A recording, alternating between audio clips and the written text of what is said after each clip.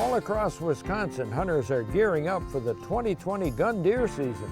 For many of us, the annual deer hunt is a tradition that brings friends and family together each November. Some friends won't be with us this year, and we'll miss them. Let's pledge to carry on the tradition as they would have wanted us to. We dedicate this year's show to the memory of Dave Cook. We'll be thinking of you, Dave, as we hit the woods this fall. In this year's show, we'll meet several hunters who share the story of their successful hunts from last season. We'll get expert advice on tree stand placement and attracting deer to your property. We'll also hear from legendary hunter Jim Shockey, look at opportunities for physically challenged hunters, get some tips on processing venison, and as always, provide a hunt forecast for each region of the state. I'm Dan Small. Welcome to Deer Hunt Wisconsin 2020.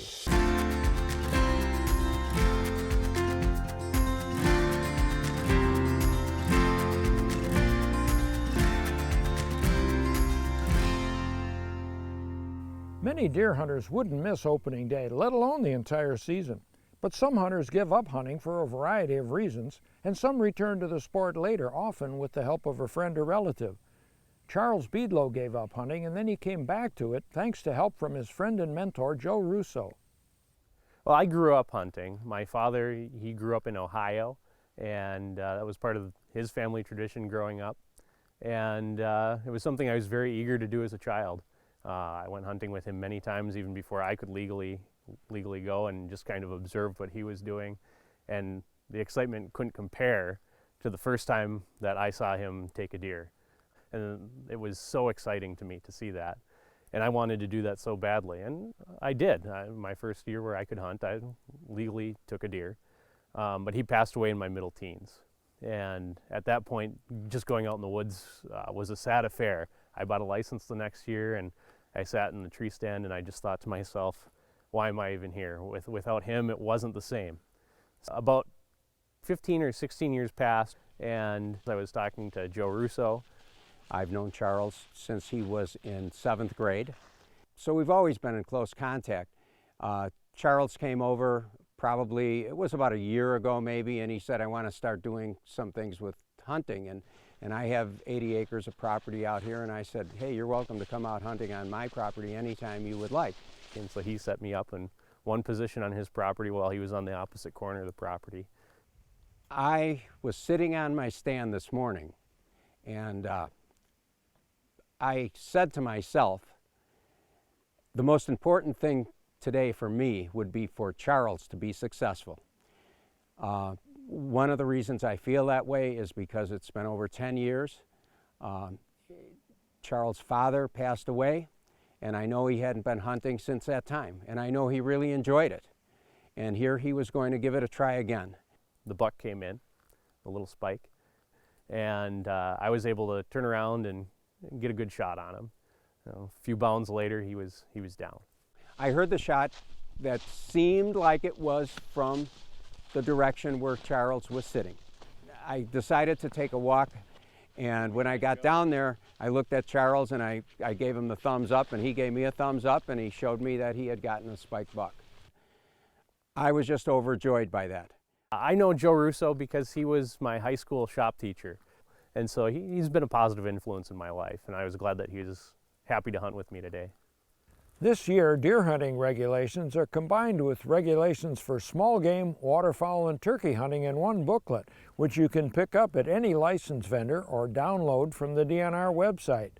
There are just a few changes in this year's regulations. The list of counties closed to baiting and feeding changes depending on where new cases of chronic wasting disease are found.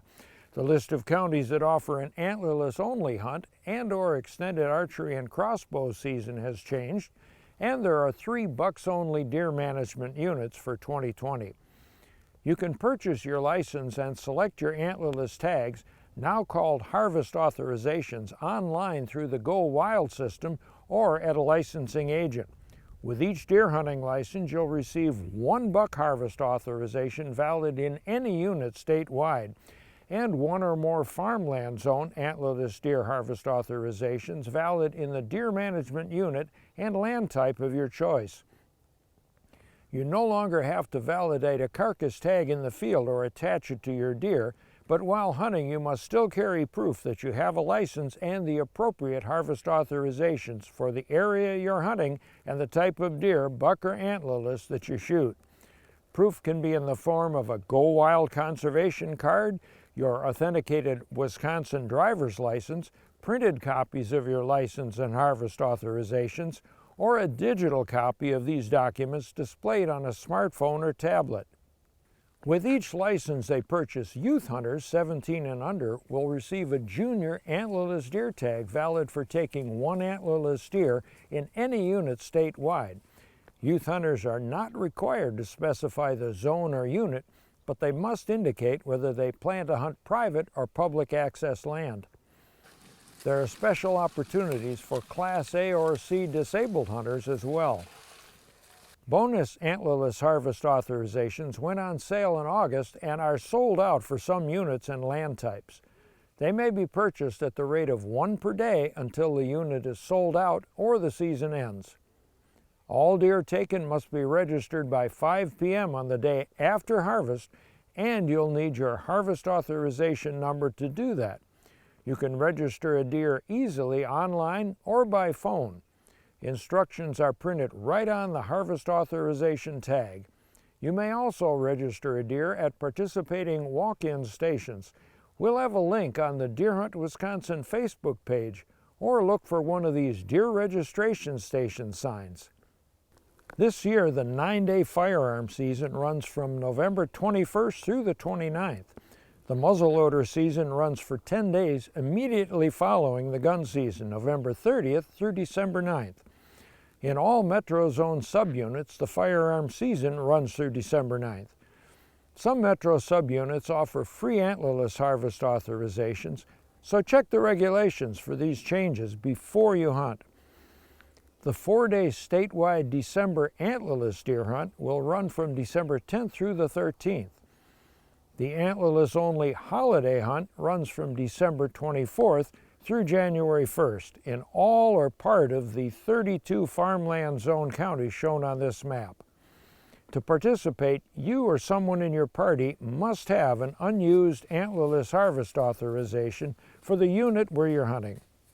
Women and girls make up the fastest growing segment of the hunting population. Some women are born into hunting families, while others become hunters as adults. Lori Whitcop, who hunts with her husband and 2 sons on both private and public land, killed her first buck with a bow last fall, and her son caught some of the action on video. I was pretty excited about shooting my first buck. We all went out together.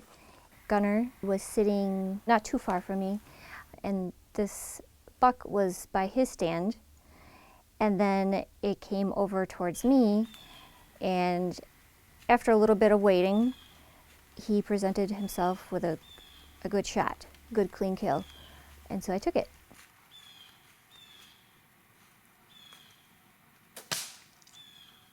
And then he ran about 100 yards, and that was it. I see the white belly. My first buck with a bow. I got into hunting with my dad, and then my brother, and then I met my husband, and we've been hunting together for 20 years. We all get ready together. We all go out together. We all have our own stand now.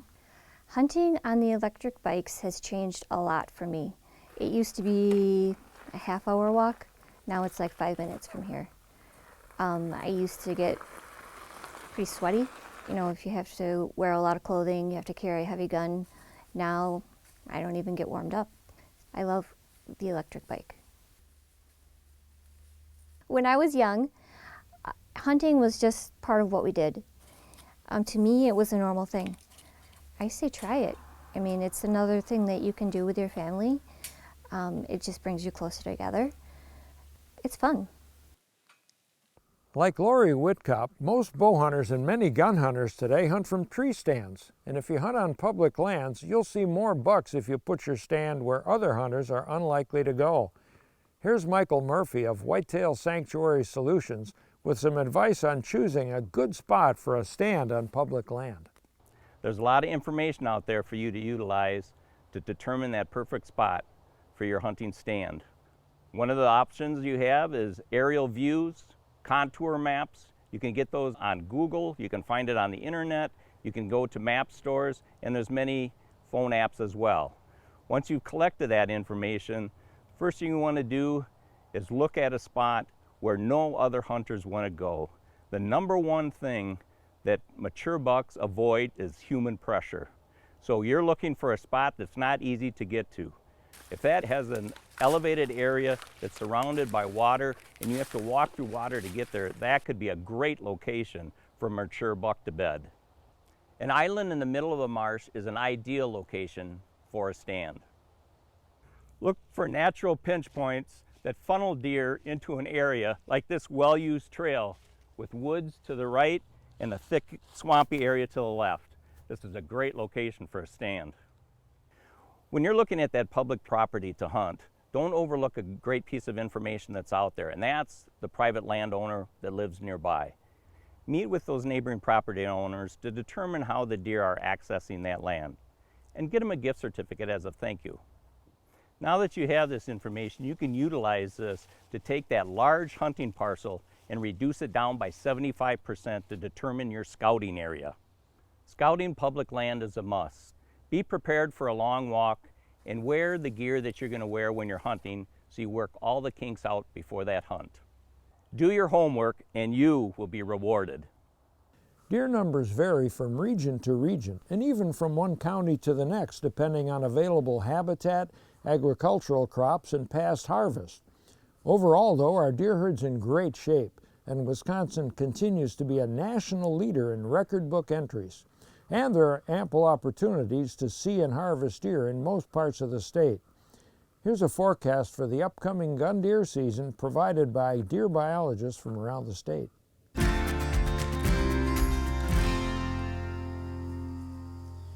Northern Wisconsin has a variety of habitats, from farmland to large blocks of forest, and deer numbers vary across the region.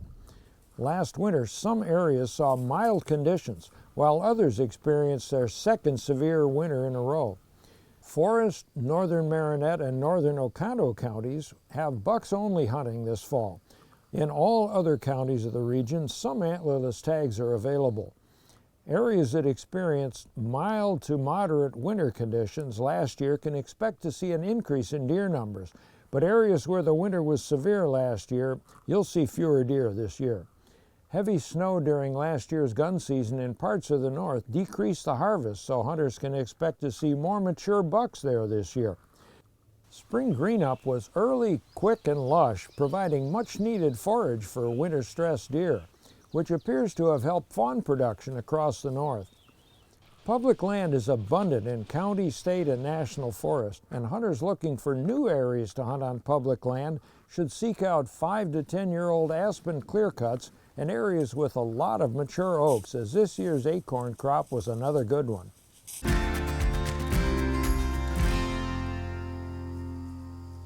Most of the Northeast District experienced 6 mild winters in a row, and there was strong fawn production this year throughout the region. Habitat ranges from northern hardwood forests to flatter agricultural and wetlands complexes in Winnebago, Fond du Lac, and Calumet counties. In most of the district, you'll be allowed from 1 to 5 antlerless authorizations, and biologists are urging you to take at least 1 antlerless deer where this is allowed. Pre-season scouting is a good idea, as high water along the Lake Michigan and Green Bay shorelines and in forested wetlands will make access difficult in some places. It goes without saying that deer need a quality food source, and the same is true for water. The strategic placement of small ponds and water holes can attract and hold deer on your property. Here's Zach Haas with some tips on how to do that. The biggest things that whitetail need are food, cover, and water. So the more water you can have on a property, just like with food or cover, the healthier deer will be. Having that water is that other little attraction to bring that deer into the area where you're hunting. So you always start with looking at soil substrate. Next, you want to look at terrain and contour. Can I get this pond to naturally fill with runoff, or can rain be my factor that helps it? pond behind me, for instance, just purely rain. There isn't much contour that really helps this pond. And we also don't want to have a pond that's, say, right below a field that you fertilize nonstop, because now you have algae issues and things that way. So don't put it out of the way where they don't want to be there. It's no different than a tree stand or food plot. You try to put it where they want to be. Let them tell you where it kind of wants to be. When we look and start digging, we've got to make sure that it's a smooth basin. So you can't have these big rocks and stumps and roots coming into this basin. That's a potential puncture. We try to get what's about a 3-to-1 to 4-to-1 slope. So what that means is for every 4 feet of water we go out, a foot of depth occurs. Now what we do is we take first some fabric, so it's actually just a landscape fabric that we lay down across the basin. Now is the time for that synthetic liner. It's a double woven plastic liner, and it's a little different than like a lot of people use tarps and things of that nature to put them in. This is special woven material, so it doesn't rip, doesn't puncture. The biggest worry about any liner is UV, the sun. The sun is the biggest damaging component. So as long as it's covered and things of that nature by water and soil, it'll be fine. Once the liner's in place, we do another layer of fabric. Now this one is meant to hold the materials. So dirt, gravel, sand, whatever you may have available, or if you bring stuff in, it holds it in place. And you want to cover with about 6 inches to 8 inches of material. In a sense, that's the basics of it. Not everyone has access to private land where they can establish food plots and water holes. Many of us hunt on public land, but as we saw earlier, that doesn't have to be a handicap. Here's how one successful hunter scored a nice buck last season on land open to everyone. It was probably 4:45 this morning when I got up. I thought to myself, you know, you better get out in the woods. You got a big cold front coming this whole next week, and if you don't hunt today, you're going to miss out. I'd really like to hunt this public land area. Never have I hunted there before. I saw a car deer accident there about 2 or 3 weeks ago. An 8-point buck was hit by a vehicle. So I thought this would be a good area maybe to try hunting from the ground and maybe getting a shot at a buck. I went in where there was a tree and I drug some brush in around me that had fallen in the area, and I made a little nest and I sat there. Got my grunt call and gave a series of grunts.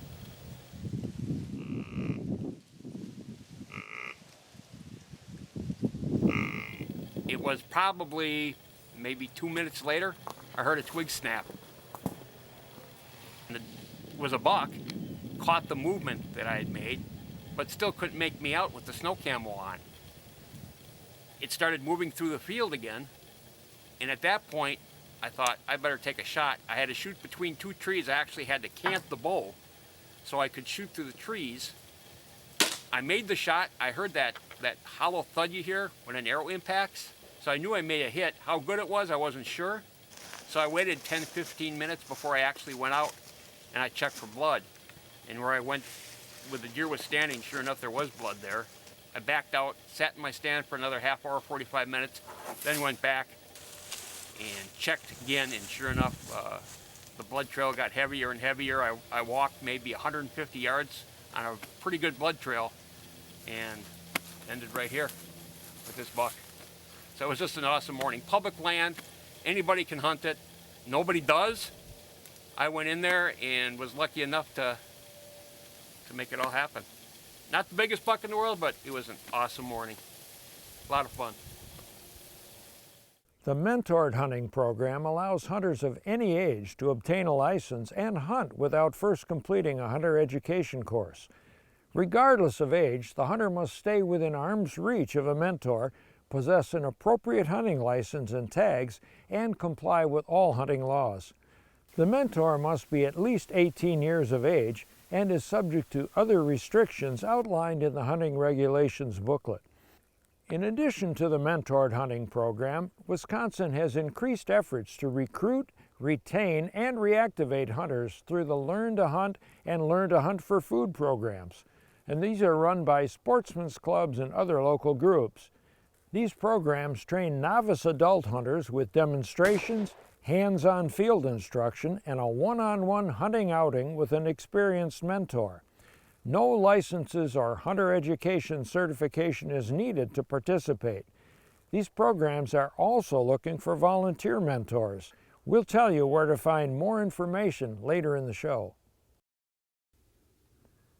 Deer hunters have witnessed many innovations over the years, including rangefinders and digital trail cameras. Hunting legend Jim Shockey is well known for using an inline muzzleloader, and he was quick to embrace another innovation that helps him cover a lot of ground without leaving a scent trail.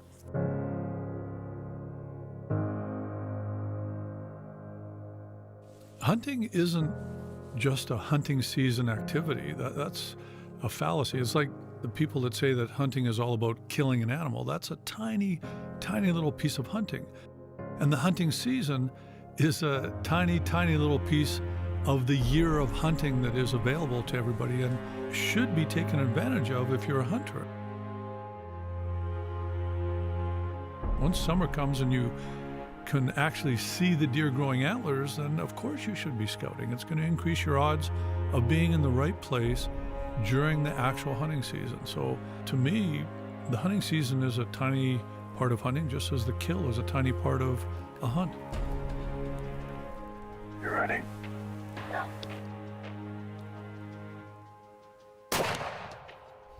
During the last 40 years that I've been a professional in this industry, I've seen some quantum leaps in technology. Trail cameras for one, the inline muzzleloaders for another, compound bows. I'm old enough to remember when there was no compound bows.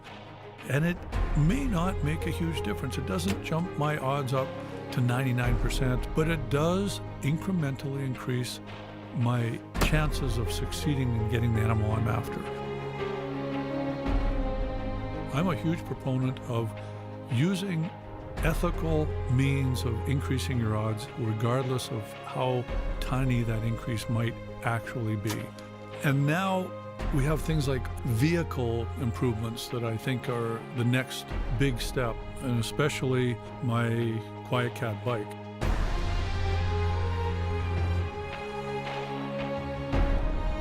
If I can use something like a Quiet Cat bike to sneak me along the trail so I don't blow the big bucks out of the area, I'll use that. I think that's the next quantum leap in technology. Absolutely, it's going to improve the experience in the outdoors for every hunter, and I would say their success rates and their enjoyment, absolutely.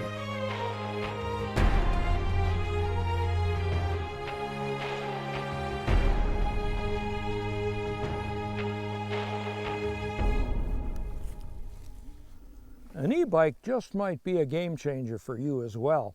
They're legal to use on private land, of course, but not on all public lands. So regardless of what area you're hunting here in Wisconsin, check for signage or contact the property manager before you go.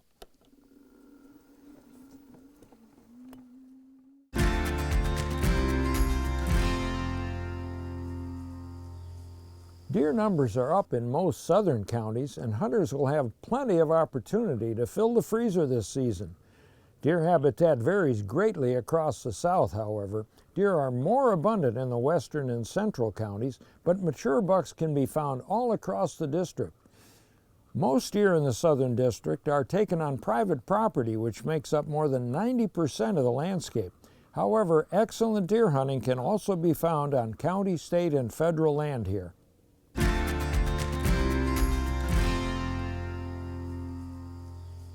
The landscape of west central Wisconsin offers some of the most productive deer habitat found anywhere in the U.S., with rolling valleys, fertile farmland, big rivers, and wooded ridges. Last winter was mild throughout the district, with very few days of deep snow to restrict deer movement and few periods of sustained below-zero temperatures. Fawn production was good, and deer numbers are on the increase throughout the district. As corn and soybeans are harvested, deer will relocate to oak forests and other natural food sources. The harvest was down in this district as well last year, due in part to the late opening date and to late corn harvest. Many deer, including some big bucks that would have been taken last season, will be available to hunters this year. Scouting is an important part of preparing for your hunt, of course, and if you own your own land, you can also create food plots that attract deer to your property. Aaron Zwiefelhofer involves his whole family in every aspect of the hunt from start to finish.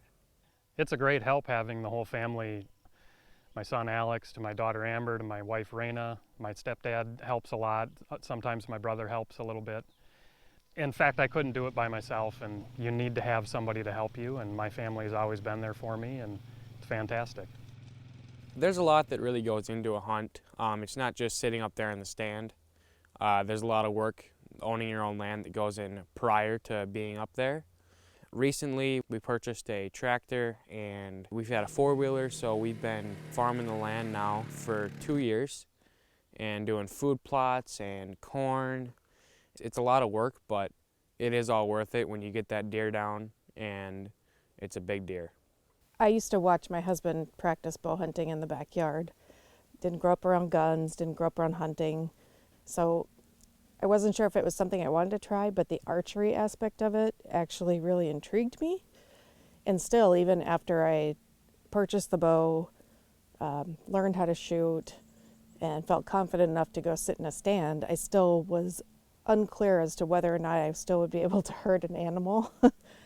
But that all came very clear once an animal actually presented itself in front of me. So that night, Amber and I were sitting in the tower together. And early on, we had quite a few deer coming out. And then at the very end of the night, we had this nice 10-pointer come out. It was coming out into the field, and it was eating, and I really couldn't decide if I should take a shot or not because, I don't know, it's early in the season, and I really didn't want my season to be over yet. I just decided that Amber was with me, and I wanted her to experience it, so I went ahead and took a shot. When I am tracking deer, I love to look for blood. I don't know, it's like the excitement of just trying to find someone's deer. Are you excited? Yeah, I'm excited. It's great. I have tracked every single one of my family members' deer before, so that's always a nice experience. We've owned this land for about 14 years. When we first purchased it, my son Alex was 1 year old, and it's been great watching him grow up and come out here every year from the times that he was 3 years old, and it seemed like I was dragging him through the woods rather than him following me. Now that he's older and he goes off hunting on his own, and it's just a great sense of pride for me to watch him walk away off to his own stand. I was kind of born and raised into the hunting family. It really is a family experience. As I grew up, I started to go out and sit with my dad. That was always fun. I always loved the thrill of seeing a deer. It really calms me, and then when you do see a deer, it's a new type of excitement. It really is. When we bought this land, we knew that we wanted to incorporate into raising our children as far as teaching them the importance of giving back to nature, family, togetherness, hopefully maintain that as they get older, and we want them to carry that tradition along. I hope that my kids end up hunting for the long term.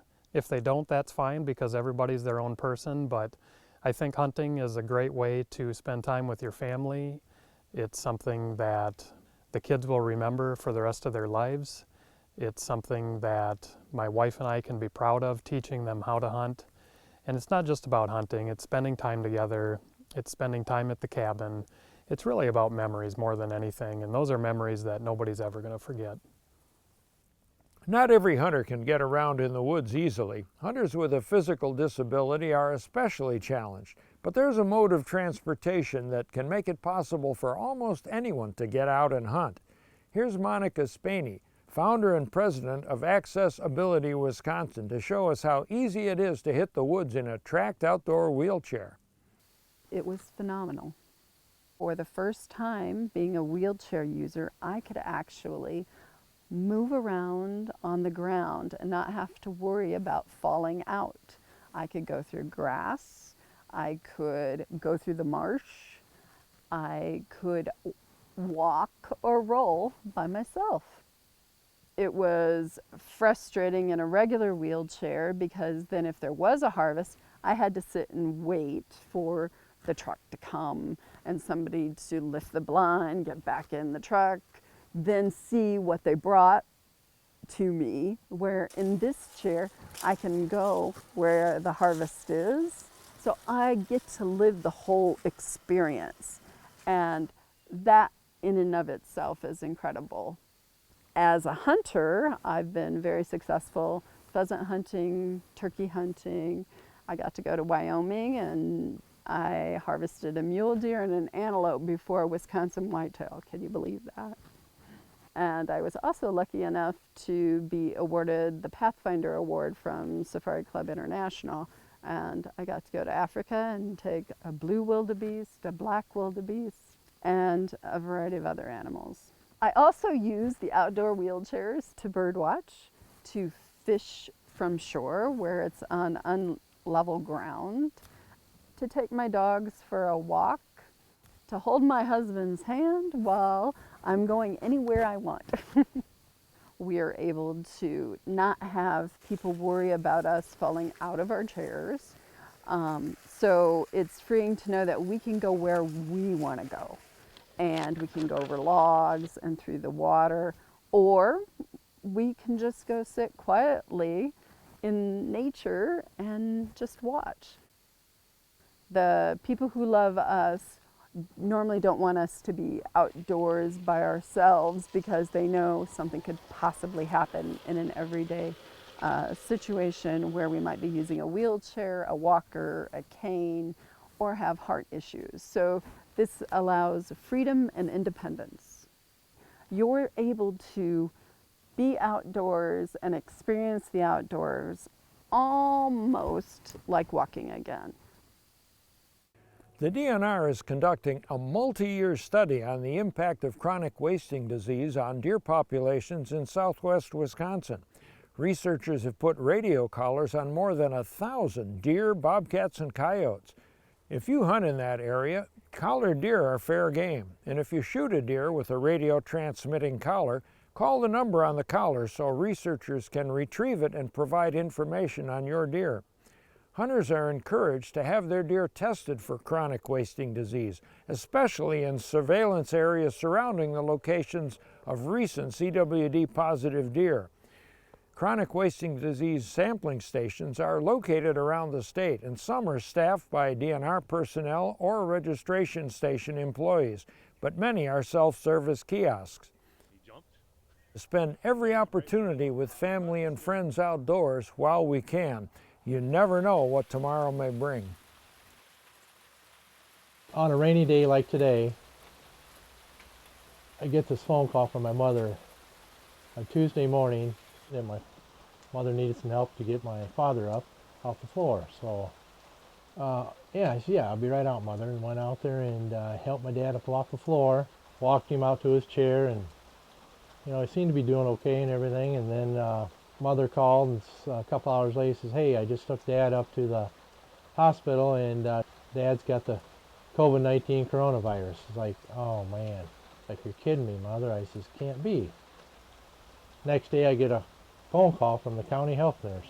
On Saturday night, 8:30 at night, says, hey Mark, I want to let you know your test is positive. Is this for real? Now things are, you know, going through your minds like, oh, what's going to happen? You know, am I going to make it through this? You know, Dad's in the hospital, thinking, now what do I do? Well, I feel fine, no symptoms, so I'm doing pretty good. Thinking, then Monday hit, and it's like, oh boy, I got out of bed and had some severe headaches going on, and thinking, oh boy, this is not good. Then Tuesday, the next day on Tuesday come along, and then I started getting really bad body aches. 3.5 days of having symptoms, you know, I got lucky, and then I started to feel better. In the back of my mind, I was worried about my father. And we just couldn't go see him. My wife says, well, let's suggest the Google Duo. So everybody got on that, and then we got to talk to Dad a couple times at the hospital. And that was the last time I got to, you know, hear or see my dad. And so I was just shocked by that. I just couldn't believe the end was here. You start thinking about other things, you know, the grandkids, the great-grandkids, you know, all the hunting and fishing that we got to do, and you know, he's kind of excited about that. My daughter getting a nice deer, last fall, and my great grandkids, hopefully they would get to see it too, and my son, and my brother and his son, and their kids is just family. It's just, you got to think of your family, be there. This upcoming hunting season now is something I was experienced was my granddaughter. I was going to actually get to have her hunt for the first time this year, and now that's the part that's hurting worse. He's not going to get to see that again. Yeah. The love of the outdoors that Dad had and instilled in us was something that, will be with us forever. Family is one of nature's masterpieces. That's what he always said. Yeah. Once you've got your deer down, the next step is field dressing it. Here's a quick look at how I do it, and then we'll visit Leroy Meats in Fox Lake to let a pro take over from there.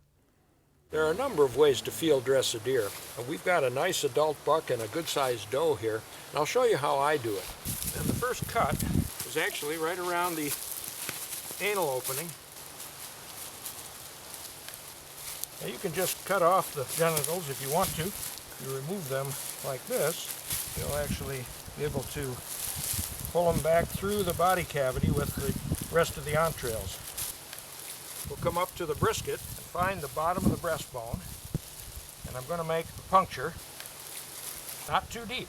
You take the gut hook, find that opening, and it's basically just like unzipping the deer. Now, back to the knife, and I'm going to go up into the rib cage and cut the diaphragm. You want to cut that as close to the rib cage as possible. And while I'm here, I'm going to go up and loosen the lungs and the heart. Now we finish cutting around the diaphragm, and we should be able to roll all the entrails right out. That's all there is to it. So here we have a carcass of probably a 1.5-year doe, and I'm going to show you guys how to go about breaking this down without using a meat saw of any sort. You just want to follow that line right down. You have the backbone that goes right down the center of the animal. So if you take your knife right down the backbone, kind of pull it with your thumb, and it'll kind of expose the backside. And just keep taking your knife.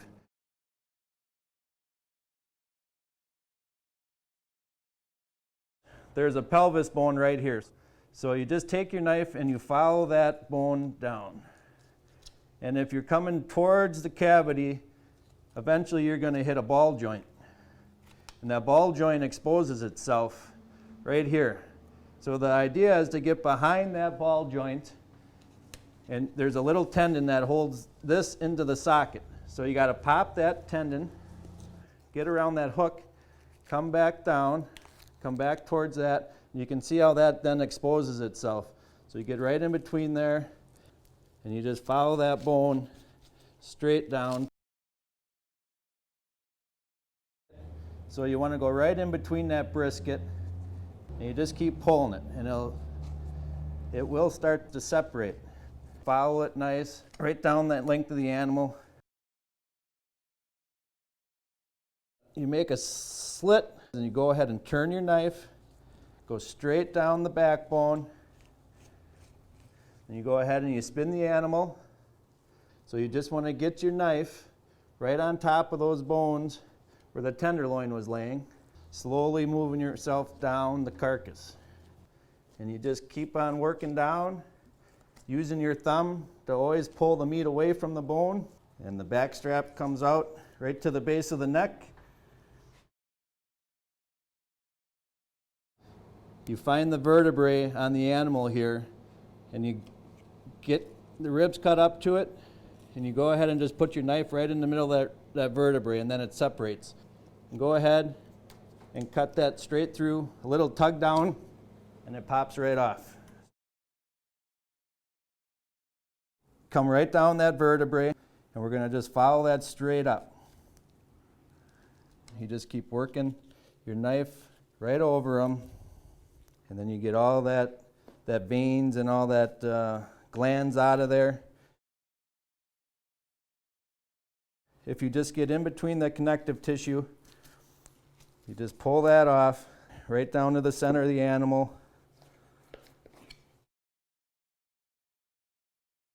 So if you take your knife and you go straight down from this tip, you will hit the femur bone. And then you just turn your knife, follow that bone all the way down to where that hip joint was. Take your knife straight down, right till you hit that bone again. Take your knife and just dip it in and just follow that bone around. That joint naturally opens up, so you just take your knife real slowly and you'll see how it pulls apart, straight down. So this is the Achilles tendon coming up. You just go ahead and cut that right at the base, and you just go ahead and trim that. And it should really only take about 2 or 3 cuts because that whole chunk of meat can come off at once. It does have a little bit of a cap on it, so if you just take your fingers and you just follow that seam straight back and you just cut it straight down.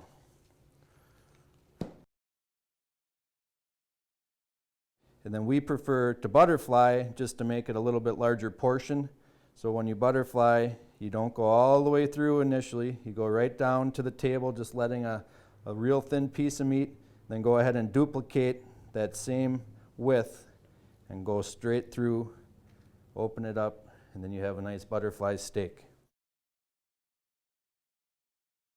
The fat cap will just pull right off, exposing the silver skin. And I just get my knife started underneath, go ahead and grab it, and then just guide your knife down. So I'm going to go ahead, cut 3/4 of an inch halfway through, then all the way through. So you just take your knife around that fat cap, find that elbow, you go right down to the bone, and you just follow that bone.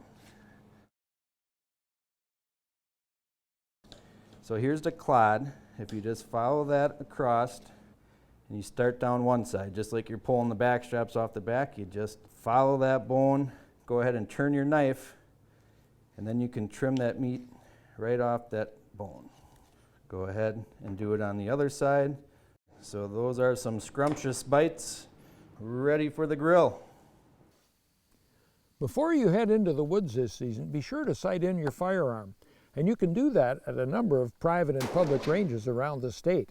And whenever you're handling a firearm, remember to practice the 4 rules of firearm safety, summarized by the acronym TAB-K. Treat every firearm as if it's loaded. Always point the muzzle in a safe direction. Be sure of your target and what's beyond it, and keep your finger out of the trigger guard until you're ready to shoot. If you haven't already done so, consider switching to non-toxic ammo this season. Lead core bullets, like those commonly used by most deer hunters, can leave enough lead fragments in the meat and entrails of deer to poison eagles and other scavengers that feed on gut piles and deer carcasses. Studies have shown that non-toxic all-copper bullets mushroom evenly, don't fragment like lead, and are equally effective at normal hunting ranges. You'll find links for more information on the Deer Hunt Wisconsin Facebook page and all the segments from this year's show on our YouTube channel. I'm Dan Small. Thanks for joining us. Have a safe and successful deer season. Most deer in the Southern District are taken on harvest. Yeah, they're taken and harvested,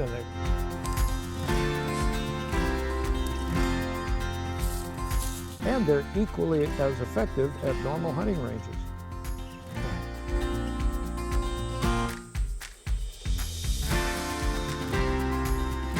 Shaky Zipper, that would be a good name for a stripper, right? Shaky Zipper. Oh, sorry about that.